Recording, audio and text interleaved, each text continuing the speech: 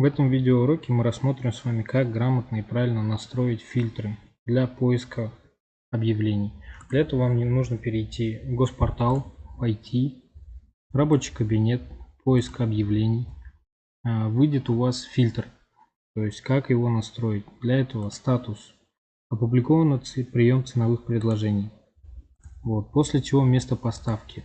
Пишите город, какой вам больше нравится и где вы хотите смотреть тендера. Можете вообще ничего не указывать, и у вас будет полностью по всему Казахстану заявки. Допустим, пишем Запад.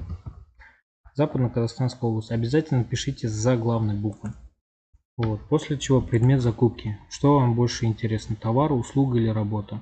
Можете ничего не указывать также, и будут все заявки подряд, все три.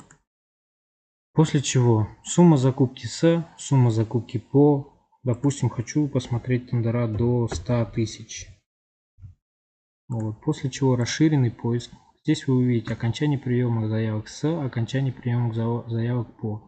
То есть, чтобы, допустим, мы сегодня сидим и нам надо заявки, которые будут закрываться завтра. Допустим, мы хотим в понедельник, какие заявки будут закрываться в понедельник. Для этого мы ставим на день вперед. И тогда у нас будут заявки, которые закрываются в понедельник. Ставим 7. Найти. И пожалуйста, ваши заявки на понедельник, то есть на следующий день.